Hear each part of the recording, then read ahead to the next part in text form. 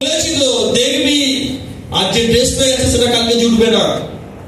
কেউ বলেছিল আমি চ্যালেঞ্জ দিলাম আমরা ফেলিওর হবে 100% ওদের ভবিষ্যৎ বরবাদ। যখন স্টেশন থেকে উঠতাম লোকগুলো বলতো, যখন স্টেশনে বসে বাইকটা বেঁধে পড়তাম তখন লোকগুলো কমিটমেন্ট দিয়েছিল এ বেশি দিন চলবে না। হাজার হাজার কমিটমেন্ট। কিছু বন্ধুদের ইনভাইটিং করেছিলাম, তার গার্জেন 4টে বাজে কথা বলেছিল, বাড়িতে ঢুকতে গেছি বাড়ি থেকে বার করে দিয়েছিল, নো এন্ট্রি করে দিয়েছিল। স্মার্ট ভ্যালি করার জন্য অনেক বন্ধুর সাথে সম্পর্ক বিচ্ছেদ হয়েছিল। এত মানুষের কমিটমেন্ট, এত মানুষের চ্যালেঞ্জ, হেরে গেলে তো হবে না। তো তখন ওই 7টা অ্যাসোসিয়েট আর আমি একটা অ্যাসোসিয়েটের বাড়িতে বসে একটা গ্রুপ ট্রেনিংয়ে ডাকলাম, ডেকে একটা কথা শুধু বললাম, তোমরা না করলে আমি আছি, করলেও আছি, না করলেও আছি। তবে এবারে যে দেখাবো স্মার্ট ভ্যালিতে একটা ইতিহাস বানিয়ে দেবো। আমি আর আমার সাথে 7টা অ্যাসোসিয়েট ছিল, শুধু একটা কথা বললাম, ডু অর ডাই এফোর্ট দেবে। সামনে কোনো কিছু পিছনে দেখতে যাবে না, ব্যাকে যাওয়ার সব রাস্তা বন্ধ। কলেজ লাইফ থেকে বেরিয়ে এসেছি, সার্টিফিকেট কোথায় পড়ে আছে এখনো পর্যন্ত আমি খুঁজে পাইনি, শুধু অ্যাডমিট কার্ডগুলো দেখতে পাই। মাধ্যমিকের ওই ছকছকের সার্টিফিকেটটা, gradation certificate, star marking certificate, HS এর ভালো মিনিমাম কতগুলো সাবজেক্টের লেটার, এইগুলো তাকাইনি। কারণ জানি আমাকে যে টিচার পড়িয়েছিল আমার থেকে আরো বেশি ট্যালেন্টেড। উনি আজকে ছাত্র পড়াচ্ছে, পাশে এলআইসি এজেন্টের কাজ করে, তাহলে ওর থেকে বড় ভবিষ্যৎ কিছু করতে পারবো না, বলতে পারলাম। তো ওই জায়গায় আমি তখন একটা জিনিস ওদের বললাম যে ডু অর ডাই এফোর্ট দেবো। জীবনে এতদিন পর্যন্ত যে দিয়েছিলাম স্মার্ট ফ্যান্ডে, ওটা তো মাইন্ড থেকে করেছিলাম, দিল দিয়ে কাজটা করবো। হাজার হাজার লোক ওখানে কমেন্ট দিল, আদার স্ট্রিম থেকে কমিউনিকেশন এলো, বারে বারে আমাদেরকে ঠকা দিত। উইদাউট লিডারের স্মার্ট ভ্যালি সিস্টেম থেকে বড় জায়গায় যাওয়া যায় না, প্রুফ নেই। তার মানে ভাবলাম উপরওয়ালা বলছে ইতিহাস বদলা, ব্র্যান্ডিং, লিডারের ব্র্যান্ডিং।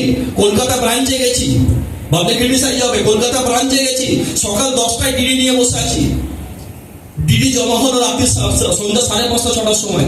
একটার পর একটা সিনিয়রদের ফোন আসছে, তারা মাঝখানে ঢুকে বলছে ব্রেক করে। আমি লাস্টে গিয়ে মানে চোখে জল চলে যাওয়ার পরিস্থিতি, লাস্টে গিয়ে বলছে আমার ডিডিটা জমা হবে তো, বলে আছে না, আয় বলবো না। 5:30 সময়, 10টার সময় বসে 5:30 সময় ডিডি জমা হচ্ছে, সরতেও পাচ্ছি না। যদি বাই চান্স ডিডি জমা দিয়েছি পাচ্ছি, কিন্তু ডাকলো কটার সময় আমাকে 5:30টায়। 11টা ডিডি অন্য টিমে চলে গেছে, মিস ম্যাচিং হয়ে। আগে রংজয়ী হতো না, মিস ম্যাচিং হয়ে অন্য টিমে চলে গেছে 11টা ডিডি। সেই টিমের সিনিয়রকে ফোন করেছে, বলেছে কার টিমের লিডার, লিডারের নাম বলে, লিডারের পরিচয় পাচ্ছি না, কে লিডারের নাম বলবো। ওই সময় দাঁড়িয়ে 2-4টা লিডারের নাম বলেছিলাম, তারা বলছে আমি চিনি না, আমার টিমে এই নামে কেউ নেই। 11টা ডিডি, ওই ডিডি গুলো 1100 মাইলস আমি পাইনি। 1100 মাইলস না পাওয়ার জন্য কোম্পানিতে একটা ট্রিক ছিল যে এই অ্যাচিভার বলে মুম্বাই তাজ হোটেলের প্রোগ্রাম আছে, আমি তাজ হোটেলে যেতে পারিনি, কারণ ওই দিনের এই প্রোগ্রামটা যেতে পারিনি, কারণ 1100 মাইলস আমার পুরো মাইলস কমপ্লিট করেছিলাম, বাট 1100 মাইলস চলে যায় মিস ম্যাচিং হয়ে অন্য টিমে। ওই মাইলসটা কখনো রিফান্ড হয়নি। ঘুরিয়ে 4টে বাজে কথা বলে দেয় যে টিমকে ভালো করে শেখাতে পারে না, নন এডুকেটেড টিম। এই এক একটা লড়াই, এক একটা যন্ত্রণা আজকে জায়গা বানিয়ে দিয়েছে। অনেক লোক বলে না যে মালটা কপাল ভালো, অনেক কম সময় দাঁড়িয়ে অডি কিনেছে, অনেক বড় বড় তাবল তাবল লিডার যেটা ভাবতাম সেখান থেকে ওটা ভাবনা শুরু করেছিল। কারণ লাঠি খেতে খেতে পড়েছিলাম, ধৈর্য শক্ত হয়ে গেছিলাম। কথাটা বলতে পারলাম? এবার ওই 7 জনের অ্যাসোসিয়েটকে নিয়ে যে লড়াই, যে ফাইট তৈরি করেছিলাম, সেই ফাইটটা বুঝিয়ে দিয়েছিলাম। তাকাইনি, কোনো লোক দাঁতবার করে হাসছে, আমি জানি ও জন্মানোর সময় দাঁতবার করেই জন্মেছিল, মরার সময় দাঁতবার করেই মুখে বাতাসা নিয়ে শুয়ে থাকবে। কিছু কিছু লোক আছে অল টাইম দাঁতবার করে থাকে, কিছু কিছু মহিলা আছে অল টাইম দাঁতবার করে থাকে। একজন এসে দাঁড়িয়ে বলে গাড়ি কিনেছি, লোকে তো বলে যে ভালো হয়েছে, এসে বলে লোকসানের কাজ করিস না। মানে ফার্স্ট যখন কার কিনেছি, একজন টিচার কাছে পড়তাম, মানে লোকাল টিচার পাড়ার প্রাইমারি স্কুল মধ্যে পড়েছিলাম।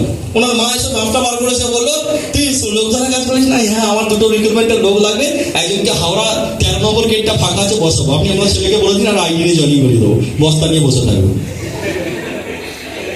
কি বলতে পারলাম? তারপরে দেখলাম একটা মুদিখানার দোকানে একজন সে মারা গেছে, ওই গাড়ি দেখে দেখে সে মরে গেল, হঠাৎ স্ট্রোক হয়ে মারা গেছে। ওই মুদিখানার দোকানে একজন বসে থাকে, তার ছেলেকে ITI না হয় কোথায় কি IT পড়িয়েছিল, সে বেকার হয়ে এখন চানাচুর বিক্রি করে দোকানে দোকানে। ওর বাপ বলে বললো এসব কোনো 2 নম্বরই কাজ করে, সে পগলা পাড়ার লোক, আবার দাঁত নেই, মুড়ি খেলে হাঁসলে মুড়ি বেরিয়ে যায় ফটো, বুঝলো? তো সেই লোকটা বললো 2 নম্বরই কোনো কাজই করে, কারণ মানুষ ভিজিট করতে পারেনি, যে কারণ ওনারা তো কারণ ডাইরেক্টলি প্রফেশন সম্বন্ধে কেউ এডুকেটেড না। একটা মানুষ যে এই সিস্টেম ছেড়ে বেরিয়ে যায়, তার মানে সে এই প্রফেশনে 3 বছর ছিল, সিস্টেমটা বুঝতে পারেনি। হয় তাকে আমরা বোঝাতে পারি না, সে বুঝতে পারেনি। কারণ এখানে কোনো লোক যদি একটা কথা বলে যে যদি এই প্রফেশন থেকে গাড়ি বাড়ি ফরেন্টিভ লাখ টাকা রোজগার হতো না, তাহলে লোকে রেলের চাকরির জন্য ফর্ম লাভ করতো না, লোকে ইঞ্জিনিয়ারিং এর জন্য লাখ লাখ টাকা খরচা করতো না, ম্যানেজমেন্টে খরচা করতো না, ডাক্তারি খরচা করতো না। উনি একদম পারফেক্ট কথা বলেছেন, কিন্তু একটা জায়গা ভুল বলে ফেলেছেন, কারণ এখানে সাকসেসটা সিঙ্গেল লড়াই নয়, because of team game. Yes or no? বাড়ির পুজো জাঁকজমক হয় না, পাড়ার পুজো জাঁকজমক হয়। পাড়ার কারণ অনেক লোকের টাকার ইনভেস্টমেন্ট আছে, ওর জন্য বড় প্যান্ডেলের থিম তৈরি হয়, আর বাড়িতে শুধু ঢাক দিয়ে পুজো হয়। ডিফারেন্সটা কেন? কারণ ওর টাকা কম, এই টাকা বেশি। টাকাটা কেন বেশি? বিকজ অফ এই টাকাটা ইন্ডিভিজুয়াল না, অনেক লোকের টাকা কেন এক জায়গায় জমে আছে। ঠিক তো নাকি? Hello, yes or no? তাহলে এখানে যখন আমাকে কোন একটা লোক নেগেটিভ ইনপুট দেয়, তুই পারবি না, তোর দ্বারা সম্ভব নয়, আমি জানি তাই পারবো না, কিন্তু এখানে পারবো। কেন পারবো? কারণ আমার সাথে 10টা লোকের শক্তি আছে। ঠিক তো নাকি? কাউকে যেটা পাট কাটি দিই, একটা ভাঙতে দিলে ভেঙে নেবে। যদি ওর সাথে 15টা একটা বাঞ্চ করে দিই, মামার খাওয়া অন্নপ্রাশনে ভাত বেরিয়ে আসবে, কারণ শক্তিশালী হয়ে যাবে। অনেকগুলো বাঞ্চ এক জায়গায় আছে, মানে অনেকগুলো জায়গা থেকে একটা বাঞ্চ হয়ে যায়। ঠিক তো নাকি? হ্যাঁ, ইয়েস অর নো? একটা সিঙ্গেল মুক্ত বলে একটা সিঙ্গেল মুক্ত, যখন অনেকগুলো মুক্তকে একটা সুতোর মধ্যে বাঁধা হয়, তখন সেটা একটা নেকলেস বা একটা হার তৈরি হয়ে যায়। স্মার্ট ভ্যালুর যে সফলতা বা সাকসেস, এখানে ইন্ডিভিজুয়াল কোয়ালিটির পাশাপাশি সব থেকে বড় ক্রেডিট টিম গেম। আমি আমার যোগ্যতা অনুযায়ী গাড়ির চাকা পর্যন্ত পৌঁছাতে পারতাম না। 2015 সাল ট্রেনিং করে যখন কাকুরগাছি হল থেকে ট্রেনিং নিয়ে শিয়ালদা লোকালে যখন বাড়ি ফিরছি, নানকুনি লোকালে, ওই দিনের ট্রেনিং জানি না কি একটা জোসানো ট্রেনিং পেয়েছিলাম। কম্পার্টমেন্টে ভিড়ে ঠেলে ঠুলে যা করে ভেতরে ঢুকে পড়েছে, কারণ লাস্ট কম্পার্টমেন্টে নামবো তো, সরি লাস্ট প্ল্যাটফর্ম নামবো, নানকুনি পর যাবে না, ওই জন্য ভেতরে ঢুকে পড়তাম। কে সামনে দাঁড়াবে?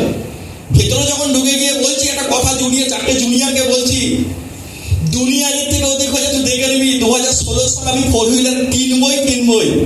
এই কথাটা বলার পর 170 জনই কম্পার্টমেন্টে ঠেসে ঠুসে আছে, সবাই চুপচাপ। কে তাস খেতে সেও চুপচাপ, ভাব হ্যাং করে গেছে। পিন পড়লে শব্দ বাজাবে, 2জন দাঁড়বার করে হেসে ফেললো। কেন হাসলো? 15 বছর ধরে চাকরি করছে, ব্যাংকে কাজ করে, আইডেন্টি কার্ড পকেটে নিয়ে যায়, ব্যাংকে ঢোকার আগে পড়ে নেয়। কোন কোর্টে ওকালতি করে, কোর্ট ব্যাগে ভরে নিয়ে যায়, কোর্টের সামনে গিয়ে কোর্টের সামনে ব্যাগ থেকে ব্লেজারটা বার করে পড়ে। আমরা বলি তীব্র গরম, কি করে ড্রেস পরবো? কিছুদিন আগে 46 ডিগ্রি টেম্পারেচার, ওই টেম্পারেচারও কালো কোটটা পরে ঘুরছে। ওর গরম করে না? করে। খুলে ফেললে মোহরি, পড়লে লইয়া। Hello, yes or no? Profession বাঁচানোর জন্য তাকে ওই তীব্র গরমে একটা কালো কোট পরে কাকের মতো কা করতে করে বেড়াচ্ছে। ঠিক তো নাকি? তার মানে এই জায়গা থেকে এটা বুঝতে পারি যে তার প্রফেশনে তাকে চিহ্নিত করে তাকে ফলো করতে পারে। এবার ওই কম্পার্টমেন্টে যখন কথা লোক হজম করতে পারেনি, লোক ডাইজেশন করতে পারেনি, কারণ ওর পক্ষে করা পসিবল না। বলে সদ্য এখন কোন একটা কোম্পানিতে ঢুকেছে, তো এখন ভুলভাল বকে দিচ্ছে না, কিন্তু আমি ভুলভাল বকিনি। 2016 সালে প্রথম 4 হুইলার কিনেছিলাম। দিস ইজ প্রুফ, কারণ স্মার্ট ভ্যালুতে সম্ভব। Yes or no? চাকরি করলে লড়াইটা ইন্ডিভিজুয়াল, ব্যবসা করলে লড়াইটা ইন্ডিভিজুয়াল। পদ্মাবতী বস্ত্রালয়, পদ্মফুল ফুটে শুকিয়ে গেছে, কাস্টমার নেই। মা মনসা বস্ত্রালয়, সাপ ঘোরাঘুরি করে, কাস্টমার নেই। বড় বড় শপিং মলগুলো পড়ে আছে, শুধু বেশি হাওয়া বেরোচ্ছে, আর কিছু বেরোয় না। মাসে 4 বার ফোন আসে ট্রেন থেকে, এম বাজার স্টাইল বাজার ফোন করে যাচ্ছে, কারণ কাস্টমার নেই, কাস্টমারদের তেল দিচ্ছে, আসুন 30% ছাড়, 25%